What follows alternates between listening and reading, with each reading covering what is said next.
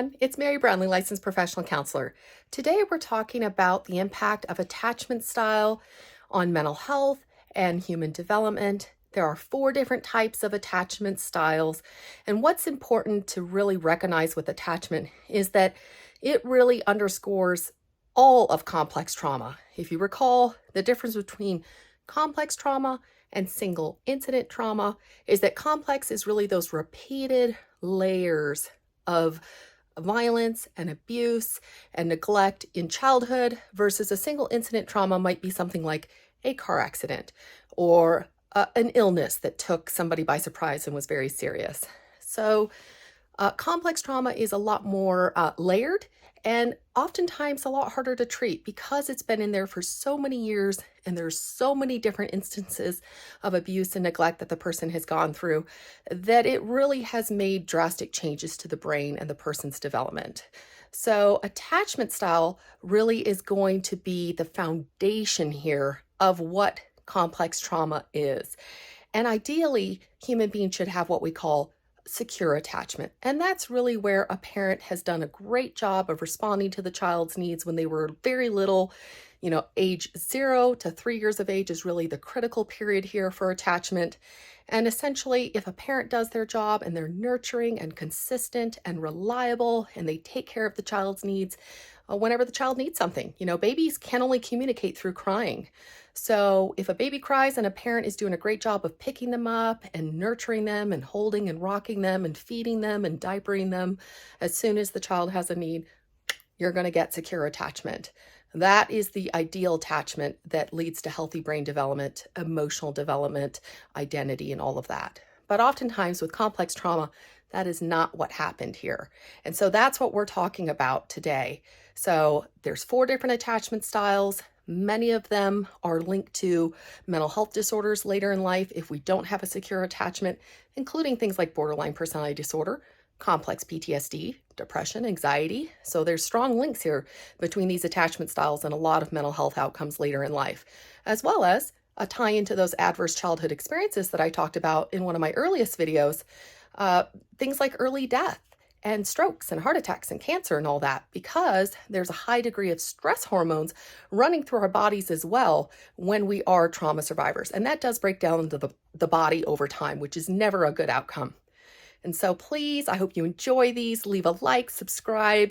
Please watch the video all the way through. It's super helpful for the YouTube algorithm to help grow my channel when people like and subscribe and comment and watch the video all the way through. So I so appreciate if you're able to do that. And I'll also put another cute video of my potbelly pig, Tilly, at the end too. So thank you so much. I hope you enjoy, and let's get right into it. I also didn't want to forget, stay tuned as well, because at the end of the video, I also go over ways of healing your attachment style. So you're not stuck with your attachment style. We can heal, thank goodness, if we have an insecure attachment. And I'll go over all of that awesome information as well at the end of the video. So don't forget to stay tuned for that as well. Thank you.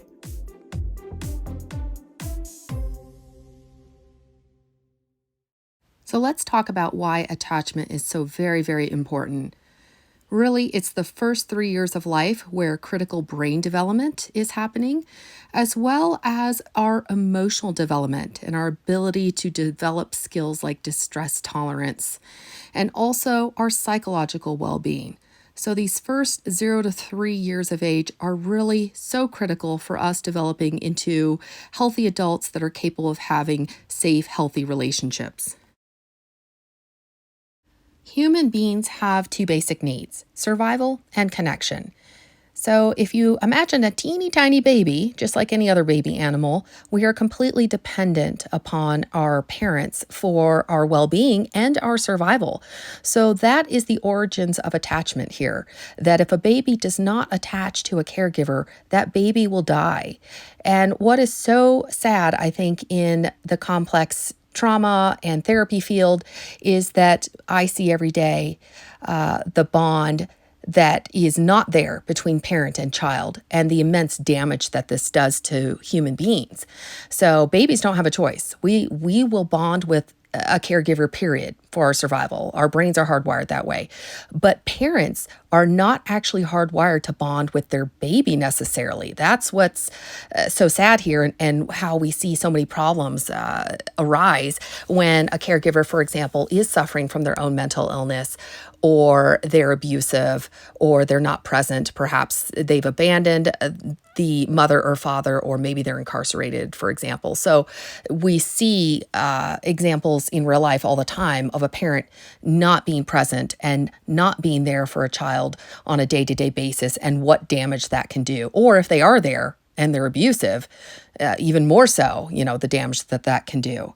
So human beings, ultimately, we need to connect to other people. We need to form attachments, and that allows us to survive, and it equals safety as well. And when we have all of these things, that's when we can be adaptable. That's when we are able to have healthy emotion regulation skills and distress tolerance skills.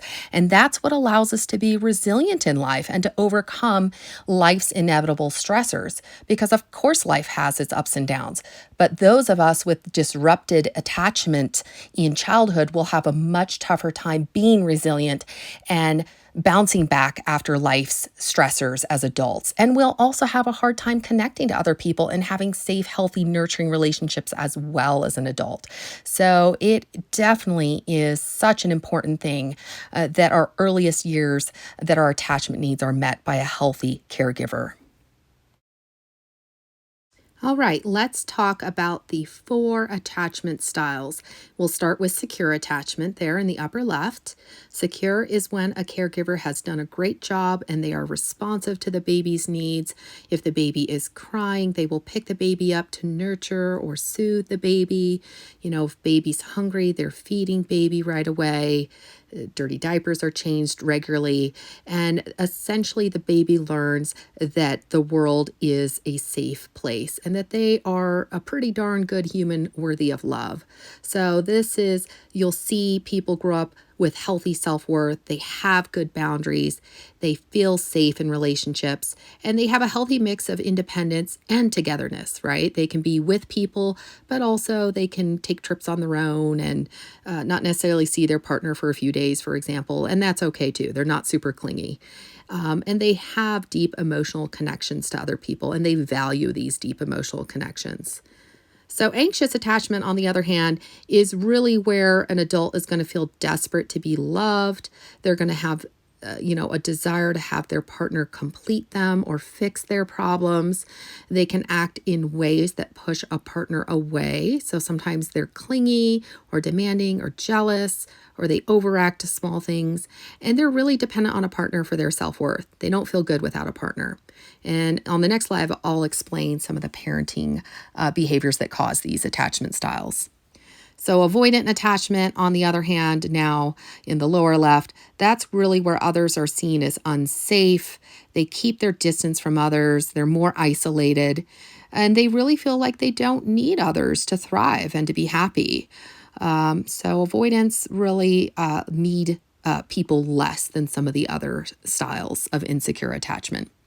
And then disorganized here, they're going to have ambivalence instead of avoidance. So they're going to want to have some attachment to others, but they're also going to be ambivalent about those attachments. And so there's more of a push-pull. So borderline personality disorder, for example, is more highly associated with disorganized attachment. They're also going to have avoidance of emotions and abrupt and unpredictable mood swings. They're drawn to a partner and yet also afraid of closeness, and they have low self-worth. So here are the parenting styles that create these different types of attachments. In secure attachment, 92% of those parents who practice authoritative parents create securely attached kids. So authoritative parenting is really a mix of very high nurturing, but also healthy parent expectations and discipline. So they're not going to be practicing violent and scary discipline. It's going to be talking to kids, treating them with respect, and really praising them for lots of good behaviors when they see them. And they value their children's emotional worlds. So kids are really treated with respect as little humans with secure attachment. So anxious attachment, This is going to be those who have authoritarian parents. So authoritarian parents are like dictators, basically. Authoritarian makes sense. It's low warmth. It's low nurturing. It's very demanding and harsh and strict parenting. And they expect like immediate obedience without question. And they don't respect their children's emotional worlds. Anxious attachment also can be caused by parents who expect children to meet their emotional needs. So that's called a role reversal or parentification, when a child is put in the adult role at a very young age. So that's very inappropriate and will cause anxious attachments as well. Avoidant attachment, on the other hand, can be caused by very permissive parents. So this is really where parents don't have any rules or structure. It's like anything goes. They're not really guiding or mentoring the children at all. It can also be caused by childhood emotional neglect, where the children are just, it's like an emotional wasteland where the child's needs and who they are as a person fundamentally is not seen or valued or cared about. So children grow up feeling a depth of emptiness and aloneness and no identity. And then disorganized is the final attachment style. This is really created by a lack of consistency in parents, who are one moment they might have some capacity for support, but then in the next moment they're violent and screaming and scary. And so it really is characterized by like explosive and unpredictable and abusive parenting strategies. And so this is going to cause kiddos to have much harder time emotionally regulating when they're adults. They're going to have lower distress tolerance. They're going to be afraid of relationships. And again, borderline personality disorder is more commonly associated with disorganized or anxious attachment styles. So insecure attachment, both anxious and avoidant, is more associated with depression and anxiety, hypersexuality, OCD, which is obsessive compulsive disorder, post-traumatic stress disorder or complex PTSD, suicidality, and eating disorders. And insecure attachment also reduces a person's ability to be resilient later in life and cope with life's stressors as well. Insecure attachments, like anxious attachment and also disorganized attachment, is associated with personality disorders as well. I know I briefly touched upon that already. But yeah, dependent personality disorder, histrionic personality disorder, BPD, those are going to be associated with that anxious or disorganized attachment. And then avoidant attachment is associated with schizoid and avoidant disorders as well. Let's go ahead and talk about some of the characteristics of parents who harm their children's attachment and development. So if you have parents that were emotionally unavailable, childhood emotional neglect basically, that will damage our attachment system. If you had emotionally immature parents who were volatile, self-absorbed, selfish, that also is not going to be good for our attachment. Over-controlling parents, abuse of any kind, of course, like physical, sexual, emotional, verbal, psychological abuse. Gaslighting parents, so those parents that essentially underwrite their entire child's reality by undermining it constantly. If the kid says the sky is blue, the parents over there saying the sky is purple, and the kid grows up not even knowing what is even real anymore. Manipulative parents that control kids through fog, so fear, obligation, and guilt are those three things that define manipulation.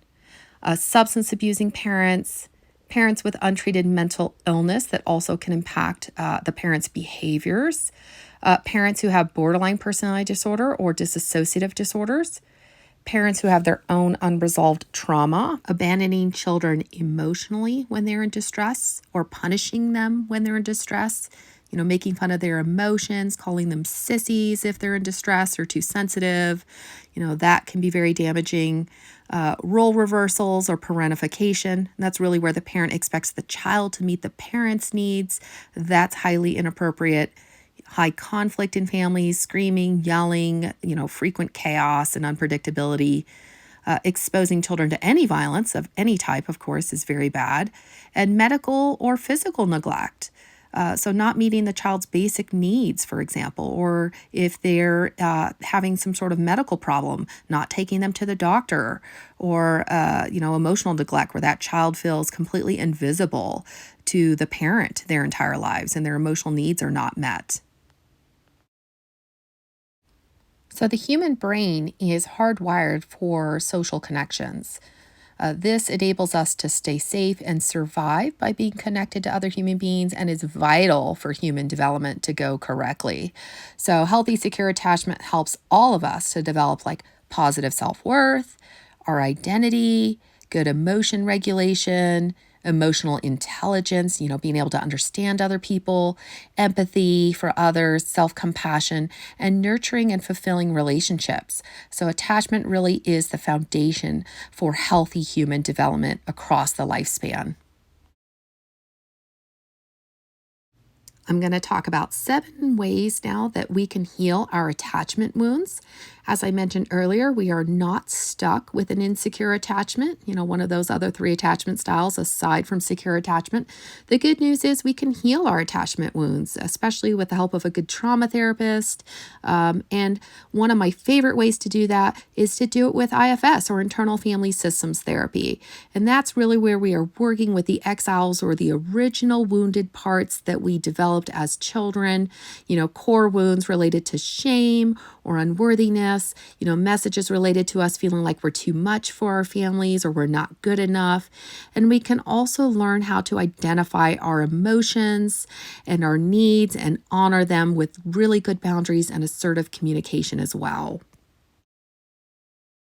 The next 2 are super important. It's all about finding our authentic self. So, when we go into trauma therapy, we oftentimes don't know who we are as human beings. And so, finding who we authentically really are and learning to love who we really are is so, so important. And again, reminder, the right people in your life who are safe people, and I'll talk about them in a moment, they will love the authentic you. They are not going to reject who you authentically are. If your family rejected you, they are not safe people and they do not deserve to have you in their life. And the second one here is grief and loss. And so really we experience so much loss over the childhood that we never got to have, the safe childhood we never got to have, that grief and loss is really important to work on in trauma therapy. And this leads us to have a sense of peace and acceptance over what has occurred. And that is a crucial step in healing our childhood wounds. And the last 3 here are also things we can work on in trauma therapy. So we can learn self-regulation skills to help us when we are feeling emotional distress. We will build tolerance for life's ups and downs. And again, a good trauma therapist can help us learn these skills. We also will be learning what triggers us, and also so very important to learn self-compassion for all of our wounded parts. We're not going to be blaming or shaming or being mean to our inner wounds. We're going to be learning self-compassion for our own suffering. And as self-compassion goes up, suffering goes down. So important to work on that in therapy. And the last one is really engaging in healing relationships with those who respect us and love us, and they honor the real us and they care about the authentic us. And again, those are going to be safe people. And at first, we may not have any safe people in our life, but we can find safe people as we heal. And I'll be talking about that right now. Here is a short list, by no means inclusive, but a short list of what you want to be looking for when you are trying to add safe people into your life. So safe people are going to be caring. They're going to be accepting, right? They're not judgmental. They care about you. They don't expect you to be perfect. They're kind. They respect your boundaries. So if something is not comfortable for you, they're not going to take offense to that. They're going to be totally fine with you saying no. They're compassionate. The relationship has reciprocity. So what that means is if you invite them out one weekend, they're going to invite you out the next weekend or something like that, right? It's not just you doing all the work all the time. Another big one is that they are interested in your inner world and your feelings and well-being. They'll check on you if they know you're distressed or sick or something. They care, right? You won't have to guess if they care. You'll know. They're supportive and they're authentic. They are not putting on a front either, and they will not be afraid to show you their authentic self either. So yay, we've reached the end of the video here and we get to see my adorable potbelly pig Tilly. I really hope you enjoyed this video. I hope you found it helpful. I so enjoyed putting it together for you. And again, please like and subscribe, leave comments. Feel free to ask me any questions. I'm happy to try to answer any you might have. Your support means so much and I so appreciate you guys checking out my videos, and I look forward to the next one. So here's Tilly. Enjoy her, and I'll see you guys soon. Take care.